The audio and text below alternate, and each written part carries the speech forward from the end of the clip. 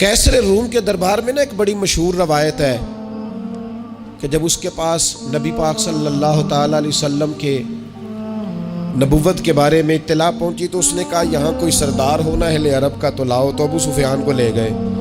تو ابو سفیان اس وقت مسلمان نہیں تھے، کہتے میں نے پوری کوشش کی کہ کسی طریقے سے انہیں نبی پاک علیہ السلام کے بارے میں کوئی ایسی بات بتاؤں کہ معاذ اللہ ان کا ذہن بگڑے۔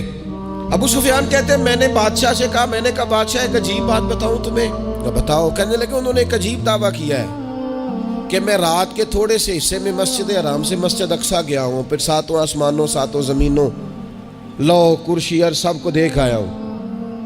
اب اس دور میں نا جو بندہ اونٹ کی سواری پر یا گھوڑے کی سواری پر مسجد حرام سے مسجد اقصیٰ جانا چاہتا تھا اسے 2 مہینے لگتے تھے، اور یہاں قرآن کہتا ہے لیلن، پوری رات نہیں، رات کا بھی تھوڑا سا حصہ۔ تو آپ یہ بات مانتے ہیں؟ وہ کیسر روم چپ کر گیا، بات بڑی مشکل تھی کہ رات کے تھوڑے سے حصے میں مسجد اقصیٰ جانا آنا یہی بڑا مشکل تھا، اور پھر آگے کی بات تو ویسے ہی وراء الورا ہے۔ وہ ابھی چپ کیا ہی تھا کہ اس کے پیچھے نا ایک راہب بیٹھا تھا، عبادت گزار جو مسجد اقصیٰ میں عبادت کرتا تھا۔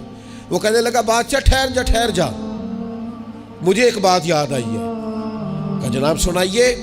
تو وہ کہنے لگا ایک رات میں رات کو مسجد اقصیٰ کے سارے دروازے بند کر رہا تھا، مین گیٹ میں بند کرنے لگا تو مجھ سے بند نہیں ہو رہا تھا، میں نے بڑی کوشش کی لیکن بند ہی نہیں ہوتا تھا، اور بھی باقی لوگوں کو بلایا، جدوجہد کی، بند نہیں ہوتا تھا۔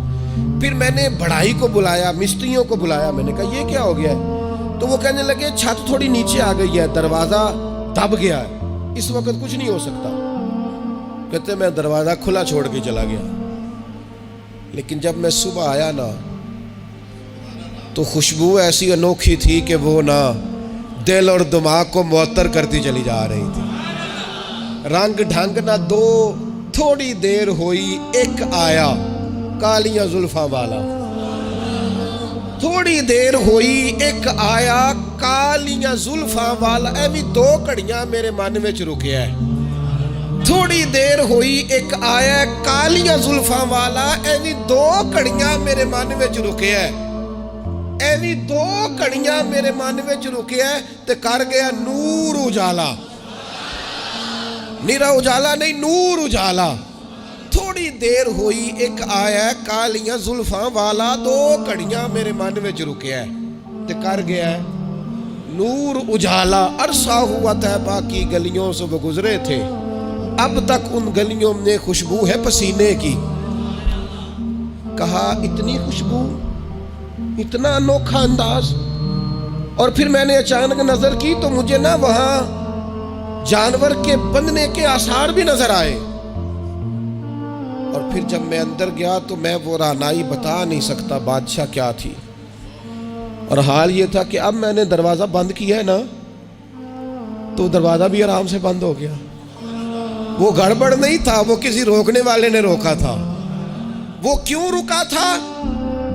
ہمارے صوفیاء کہتے ہیں آپ کو پتہ ہے کہ 18,000 سال کا سفر نبی پاک علیہ السلام نے طے کیا، لیکن جب حضور تشریف لے گئے تو پانی چل رہا تھا تو چلتا رہا، کنڈی ہل رہی تھی تو ہلتی رہی، بستر گرم تھا تو گرم رہا، اور کائنات ساری کی ساری رک بھلا کیوں گئی؟